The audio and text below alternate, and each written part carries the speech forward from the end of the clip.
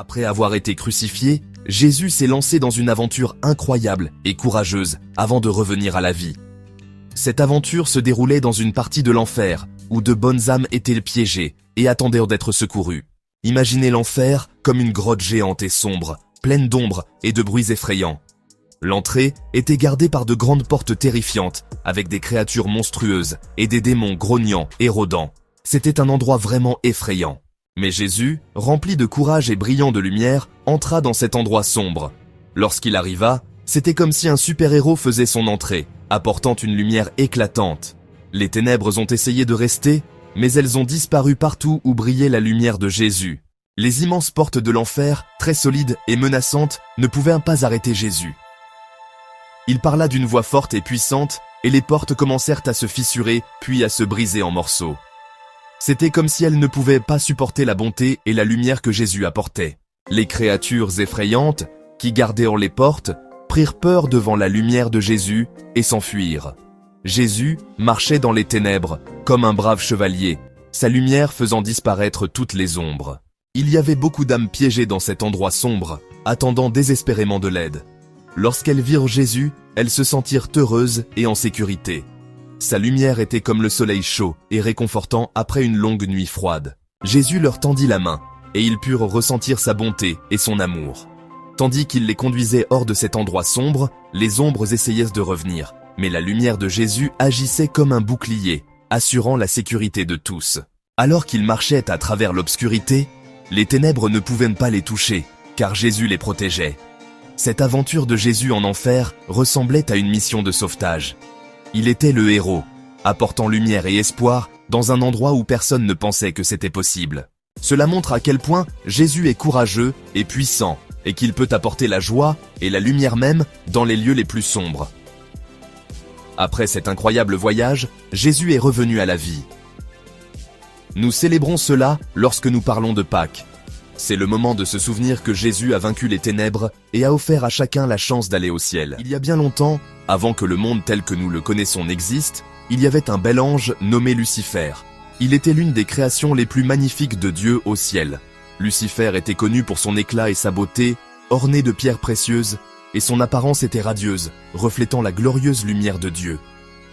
Lucifer n'était pas n'importe quel ange. Il était parmi les plus hauts gradés, possédant une grande sagesse et un grand pouvoir. Il était un chef de culte et était profondément admiré au ciel. Son rôle était de rendre gloire à Dieu par la musique et la louange. Cependant, quelque chose a changé chez Lucifer.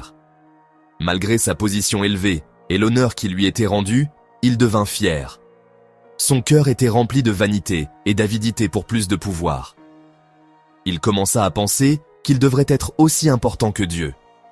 Lucifer voulait être adoré comme Dieu l'était, et ce désir l'a conduit sur un chemin dangereux. La fierté de Lucifer se transforma en rébellion. Il convainquit un tiers des anges du ciel de le rejoindre, de se retourner contre Dieu et de tenter de le renverser. Ce fut la toute première rébellion au ciel. Lucifer et ses disciples voulaient prendre le contrôle, croyant pouvoir mieux gouverner que Dieu. Mais Dieu, dans sa puissance et sa justice, ne pouvait pas permettre que cette rébellion réussisse. Il y eut une grande bataille au ciel.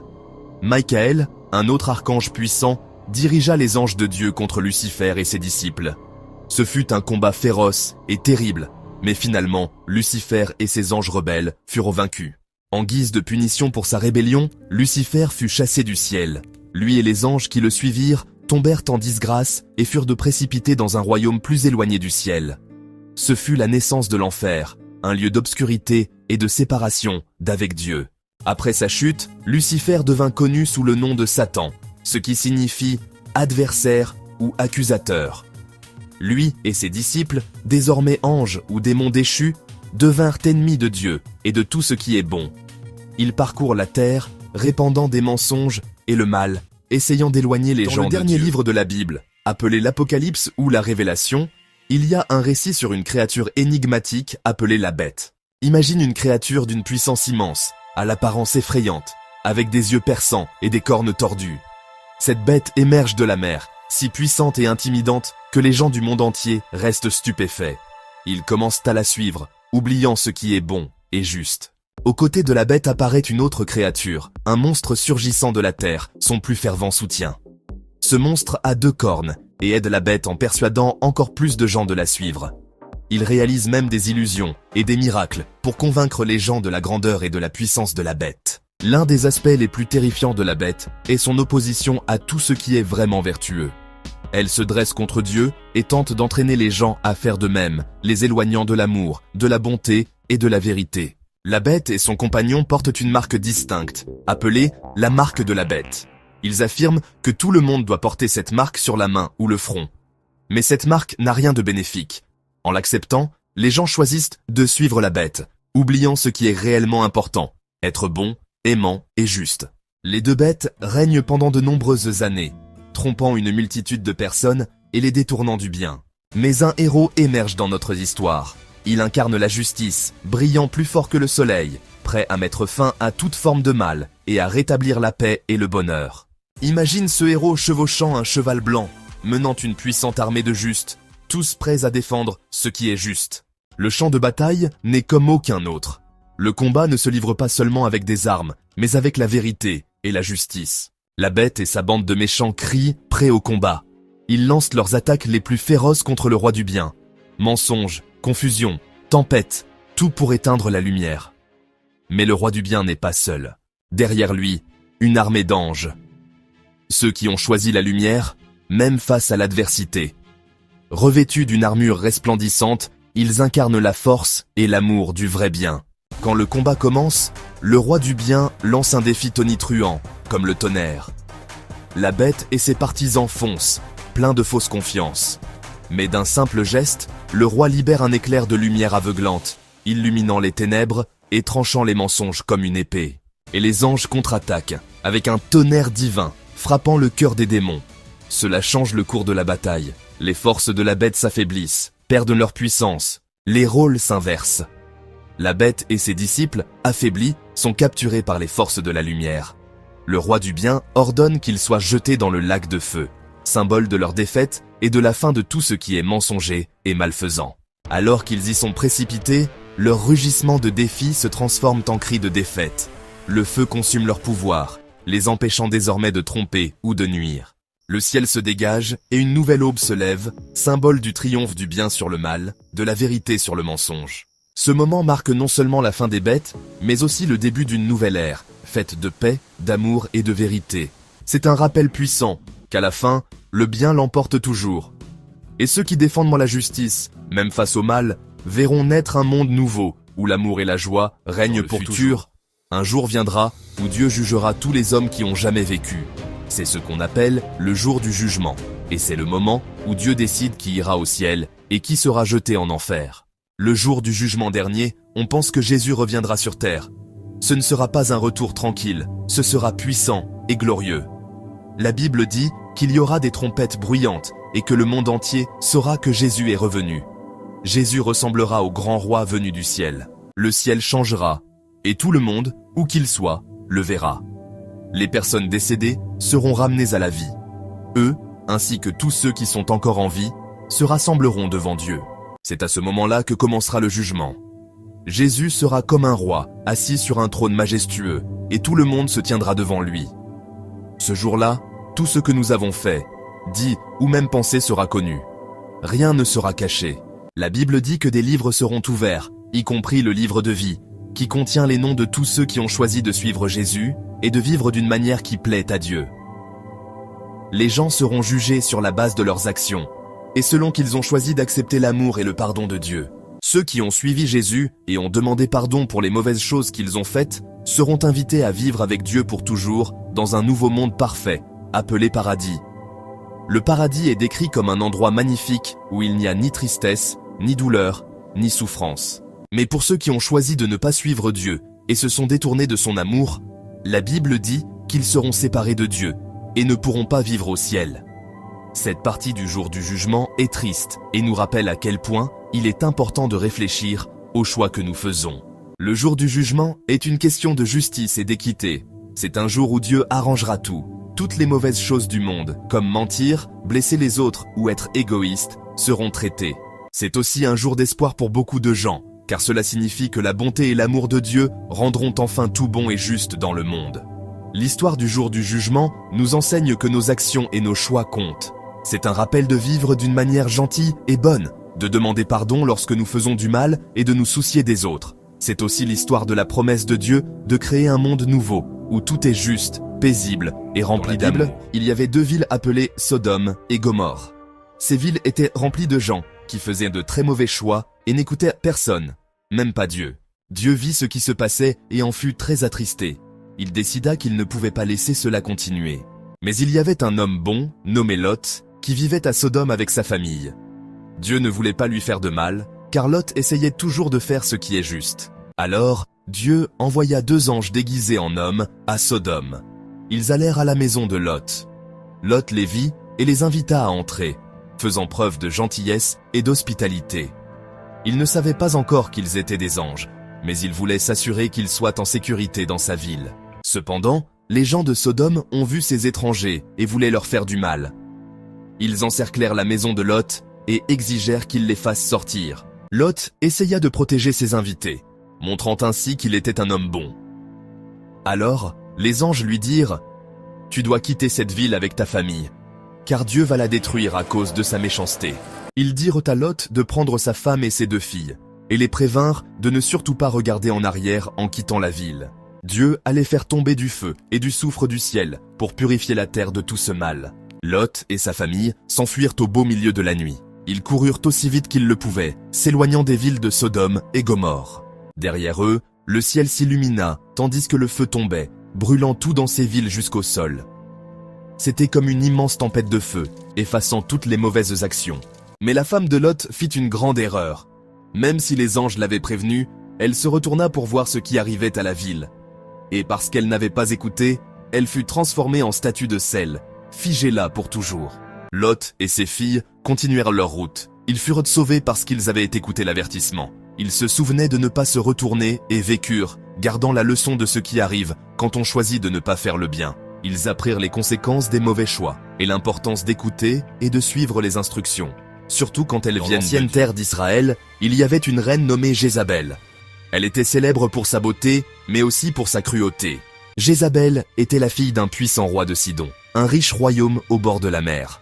Lorsqu'elle épousa le roi Achab d'Israël, elle apporta avec elle ses propres croyances.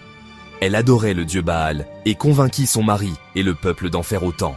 Jézabel était intelligente, intrépide et obtenait toujours ce qu'elle voulait.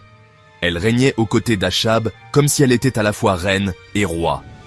Avec sa beauté et sa détermination farouche, Jézabel poussa Israël à vénérer Baal et détourna le peuple du Dieu d'Israël. Elle fit même traquer et tuer les prophètes de Dieu, éliminant quiconque osait parler contre elle. Pourtant, un prophète restait debout, Élie, brave et fidèle, qui continua à avertir Jézabel que ses actes malfaisants entraîneraient sa chute. Dans un moment puissant, Élie prophétisa que Dieu mettrait brutalement fin au règne de Jézabel et qu'un jour, son corps serait dévoré par les chiens dans les rues. Mais Jézabel n'écouta pas. Confiant dans son pouvoir et son charme, elle continua de régner. Quand le roi Achab mourut, Jézabel continua à vivre dans le palais royal, voyant ses fils monter tour à tour sur le trône.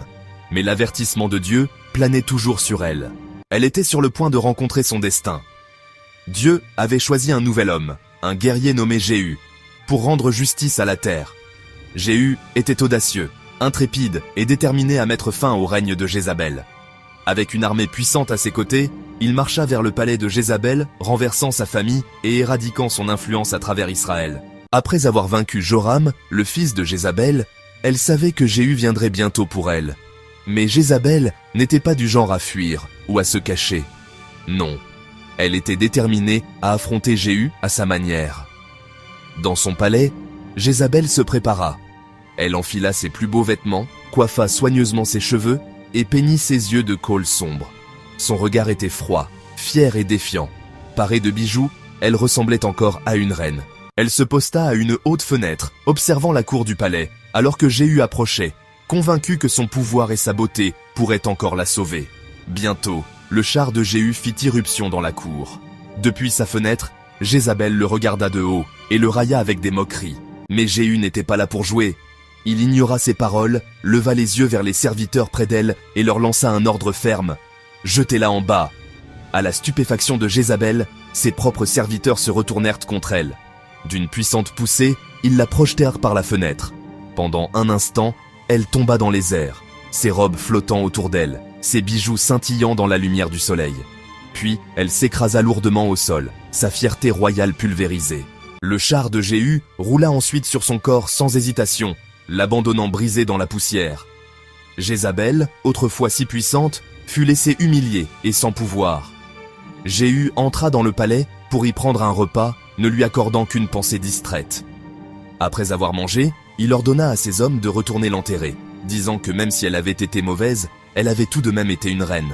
Mais quand ils revinrent au lieu de sa chute, ils ne trouvèrent presque plus rien d'elle. Les chiens sauvages, comme l'avait prophétisé Élie, avaient dévoré ses restes, ne laissant que son crâne, ses mains et ses pieds.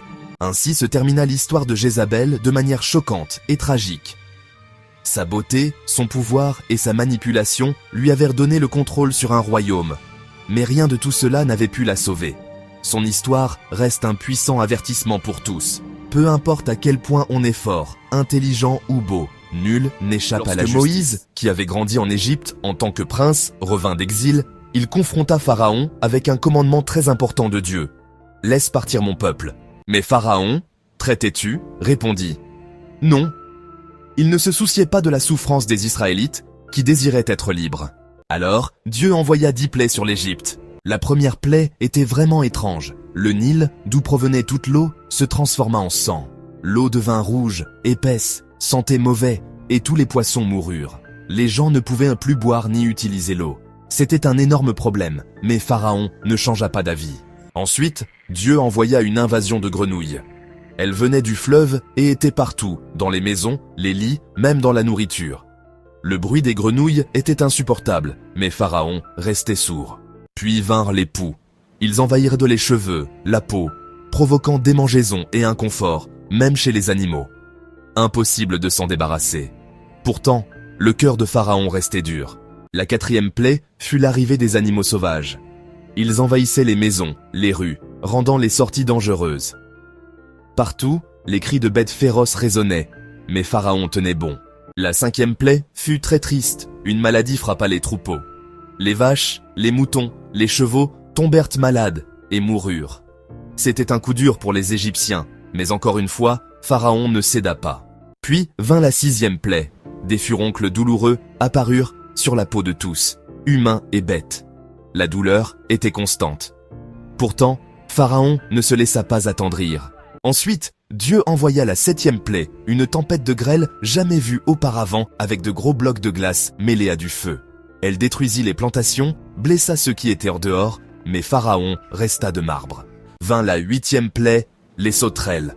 Elles recouvrirent le ciel et dévorèrent tout ce que la grêle avait épargné. Mais Pharaon refusa encore de libérer le peuple. Puis les ténèbres tombèrent sur l'Égypte. Pendant 3 jours, une obscurité profonde empêcha quiconque de sortir. C'était terrifiant. Et pourtant, Pharaon ne bougea toujours pas. Enfin, la 10e et dernière plaie arriva. Ce fut la nuit la plus triste d'Égypte. Tous les premiers-nés moururent, y compris celui du Pharaon. Des cris retentissaient dans chaque maison. C'est alors que le cœur de Pharaon se brisa.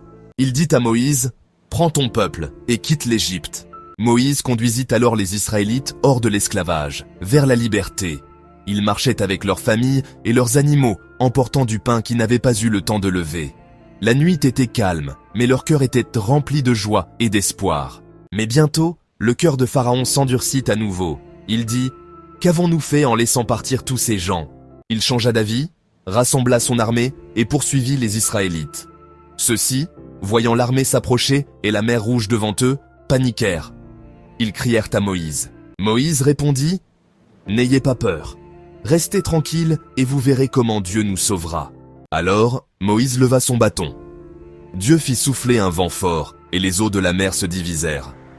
Les Israélites traversèrent à pied sec, entourés de murs d'eau. Ils avançaient toute la nuit, éclairés par une lumière miraculeuse. À travers les murs d'eau, ils voyaient des poissons colorés et des créatures brillantes jamais vues auparavant. Un spectacle merveilleux les guidait vers la liberté. Au matin, ils atteignirent l'autre rive, mais lorsque l'armée de Pharaon tenta de les suivre, les eaux se refermèrent.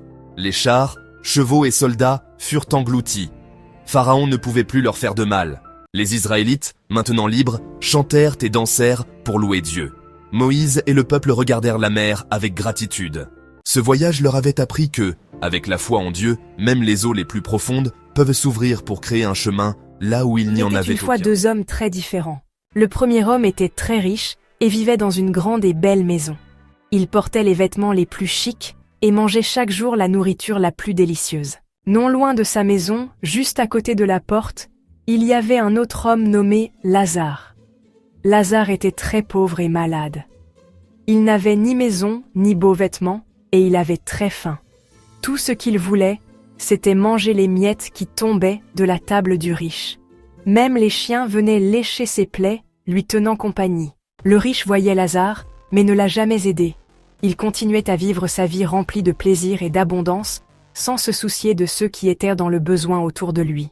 Puis, un jour, quelque chose s'est produit. Lazare est décédé et les anges l'ont emmené dans un endroit spécial appelé le ciel, où il n'avait plus faim ni douleur. Il y était réconforté et heureux. L'homme riche est également décédé, mais il s'est retrouvé dans un lieu de souffrance appelé l'enfer. Il souffrait beaucoup et avait très soif. Mais il y avait un énorme fossé entre lui et Lazare, et il ne pouvait pas atteindre l'endroit où se trouvait Lazare. Père Abraham, aie pitié de moi. Envoie Lazare tremper le bout de son doigt dans l'eau et me rafraîchir la langue, car je souffre dans ce feu. Mon enfant, souviens-toi que, pendant ta vie, tu as reçu de bonnes choses, tandis que Lazare a reçu de mauvaises choses. Mais maintenant, il est consolé ici, et toi, tu es dans l'agonie. Et en plus de tout cela, il y a un grand fossé entre nous et vous, afin que ceux qui veulent passer d'ici vers vous ne le puissent pas, et que personne ne puisse passer de là vers nous. L'homme riche demanda alors si Lazare pouvait être envoyé pour avertir ses frères, afin qu'ils ne se retrouvent pas eux aussi dans la souffrance. Abraham lui répondit que ses frères pouvaient écouter les paroles de Moïse et des prophètes, qui nous enseignent à bien vivre. Cette histoire nous enseigne l'importance de prendre soin des autres, en particulier de ceux qui en ont besoin. Elle nous rappelle que nos actions et nos choix comptent, pas seulement pour le moment, mais pour toujours. À la fin de l'histoire, le message devient clair. La vie ne se limite pas aux richesses que nous accumulons ou aux plaisirs dont nous profitons. Il s'agit de l'amour que nous partageons, de l'aide que nous apportons et de l'héritage que nous laissons derrière nous. L'histoire de Lazare et de l'homme riche nous apprend à regarder au-delà de nos désirs et à prendre soin de ceux qui nous entourent, car ce faisant, nous trouvons la véritable essence de l'humanité et le chemin vers une paix et un bonheur durable. Dans un royaume bien au-delà des nuages, dans une cité appelée Paradis, vivaient d'innombrables anges. Chacun avait un rôle unique, mais tous vivaient en harmonie parfaite, baignés dans la lumière et la paix éternelle. Parmi eux brillait Michel, un archange connu non seulement pour sa puissance, mais aussi pour sa sagesse et sa justice. Il était un pilier du ciel, aimé et respecté de tous. Le paradis, avec ses rues d'or et ses rivières cristallines, débordait de beauté. Les jardins luxuriants, les fleurs éternelles et les arbres scintillants faisaient de chaque coin un chef-d'œuvre divin. Michel passait ses journées à protéger les portes du ciel et à maintenir l'ordre entre les anges. Il dirigeait les conseils avec les autres archanges, partageant sagesse et louange à Dieu, dans une salle si splendide qu'elle reflétait la gloire de toute la création. Mais un jour, tout changea. Un ange, Lucifer, autrefois éclatant comme l'étoile du matin, laissa l'orgueil assombrir son cœur. Il voulait s'élever au-dessus de tous, même au-dessus de Dieu. En secret, il sema le doute et la rébellion. Un tiers des anges le suivit, séduit par ses promesses de liberté et de pouvoir. Quand Michel apprit la trahison, il sut qu'il fallait agir. Dieu lui confia la mission de défendre le ciel. Et alors, le paradis trembla. La plus grande bataille céleste éclata. Le choc des épées résonna dans l'éternité. Des éclairs de lumière affrontèrent les flammes sombres. Michel, armé de son épée de lumière pure, mena les anges fidèles avec foi et courage. Lucifer ripostait avec rage, mais rien ne pouvait briser la détermination de Michel. D'un cri puissant, il invoqua la force du bien. Son épée brilla plus fort que jamais, et dans un instant décisif, il frappa. Lucifer chuta, emporté avec ses disciples, expulsé du ciel, comme des étoiles mortes, tombant dans l'oubli. Le silence revint. La paix aussi. Mais elle portait désormais la cicatrice du combat. Depuis ce jour, Michel est célébré comme le gardien du ciel. Son courage a sauvé le royaume de la lumière, Et son histoire reste un rappel éternel. L'orgueil mène à la chute, mais la foi et l'unité triomphent toujours. Lors d'une grande fête de mariage à Caïa, tout le monde riait et dansait. Mais soudain, un gros problème surgit. Il n'y avait plus de vin. La fête était sur le point de devenir ennuyeuse. Heureusement, Jésus était là, et il fit quelque chose d'inattendu. Il prit des bocaux remplis d'eau et, d'un simple geste, transforma l'eau en le vin le plus délicieux que les invités aient jamais goûté. La fête reprit de plus belle, et tout le monde resta bouche bée, se demandant comment l'eau avait pu devenir du vin. Un autre jour, une foule immense de 5000 personnes s'était rassemblée autour de Jésus, captivée par ses paroles. Alors que le soleil se couchait, tout le monde réalisa qu'ils avaient très faim. Mais il n'y avait que 5 petits pains et 2 poissons. Cela semblait impossible. Pourtant, Jésus prit le pain et le poisson, leva les yeux vers le ciel et remercia Dieu. Soudain, la nourriture se mit à se multiplier. Tous mangèrent à leur faim, et il restait même des paniers pleins de restes. C'était comme si le pain et le poisson ne finissaient jamais. Un jour, alors que Jésus et ses amis traversèrent la mer de Galilée, une terrible tempête éclata. Le vent hurlait, les vagues s'écrasèrent sur le bateau, et tout le monde pensait qu'il allait couler. Mais Jésus restait calme au milieu du chaos. Il se leva, tendit la main et dit « Paix, tais-toi !» Instantanément, la tempête s'arrêta. La mer devint aussi calme qu'un miroir. Qui est-ce? Même le vent et les vagues lui obéissent. Une autre nuit, les amis de Jésus étaient encore sur un bateau, luttant contre les vagues. Soudain, ils aperçurent une silhouette marchant sur l'eau vers eux. C'était Jésus, avançant comme si la mer agitée était un simple chemin. Ils eurent peur, pensant voir un fantôme, mais Jésus les rassura et leur dit de ne pas avoir peur. En marchant sur l'eau, il leur montra qu'il n'y avait rien à craindre tant qu'il était avec eux. À Jérusalem, un homme aveugle de naissance vivait sans jamais avoir vu la lumière du jour. Les gens croyaient qu'il ne verrait jamais la beauté du monde. Mais Jésus avait un autre plan. Il fit de la boue avec sa salive, la posa sur les yeux de l'homme et lui dit d'aller se laver dans la piscine de Siloé. L'homme obéit, se lava et ouvrit les yeux. Il vit tout pour la première fois, le ciel bleu, les rues animées, les visages souriants. Sa joie était immense, et tous ceux qui le voyaient étaient émerveillés. Dans un village près de Gaza, Jésus a rencontré des gens tourmentés par des esprits qui leur apportaient beaucoup de douleur et de confusion. Par un simple mot d'ordre, Jésus a libéré ces personnes de leur souffrance. Les esprits supplièrent de ne pas être renvoyés dans le néant. Alors, Jésus leur permit d'aller dans un troupeau de porcs voisins. Au moment où les esprits sont entrés dans les cochons, les animaux se mirent à courir sauvagement et plongèrent dans un lac. Les gens regardèrent avec étonnement le retour de la paix dans leur village. Les tourmentés étaient désormais calmes et libres. Au cours de leur voyage, Jésus et ses disciples rencontrèrent un figuier qui ne portait aucun fruit. C'était un symbole de promesse qui ne donnait aucun résultat. Jésus parla à l'arbre, disant qu'il ne porterait plus jamais de fruits. Le lendemain, l'arbre était flétri jusqu'à ses racines. C'était un rappel brutal de l'importance de vivre une vie fructueuse, pleine de foi et d'action. L'un des miracles les plus étonnants s'est produit lorsque Jésus apprit que son cher ami Lazare était mort. Au moment où Jésus arriva, Lazare était déjà dans le tombeau depuis 4 jours. L'air était lourd de tristesse et les sœurs de Lazare avaient le cœur brisé. Mais Jésus, avec un profond amour dans le cœur, leur demanda d'enlever la pierre de l'entrée du tombeau. Puis, d'une voix qui résonnait de puissance et de compassion, il appela « Lazare, sors !» Et à la surprise générale, Lazare sortit du tombeau, vivant et en bonne santé, encore enveloppé dans ses linges funéraires. Ce miracle montra à tous que même la mort ne pouvait limiter le pouvoir de Jésus. Une autre fois, Jésus emmena 3 de ses amis les plus proches sur une haute montagne. Sans avertissement, son apparence se transforma. Son visage brillait comme le soleil, et ses vêtements devinrent d'une blancheur éclatante. 2 personnages apparurent à côté de lui, de grands héros du passé, discutant avec lui. Ce moment, connu sous le nom de transfiguration, révéla la gloire divine de Jésus à ses amis. Ils restèrent émerveillés, ayant entrevu un éclat du royaume céleste.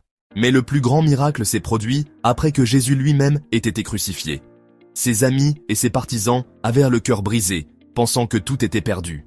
Pourtant, le 3e jour, certains d'entre eux allèrent visiter son tombeau et le trouvèrent vide. Un ange leur dit il n'est pas ici, car il est ressuscité comme il l'a dit. » Jésus leur apparut vivant, leur montrant ses mains et son côté, prouvant qu'il avait vaincu la mort elle-même. Ce miracle, la résurrection, est, pour beaucoup, la pierre angulaire de la foi, démontrant que l'amour et la vie sont plus forts que la mort. Grâce à ces miracles, Jésus a enseigné des leçons d'espoir, d'amour et la promesse d'un nouveau départ. Il a montré qu'avec la foi, rien n'est impossible. Et qu'il y a toujours une lumière dans les ténèbres, prête à nous conduire vers un avenir rempli d'émerveillement.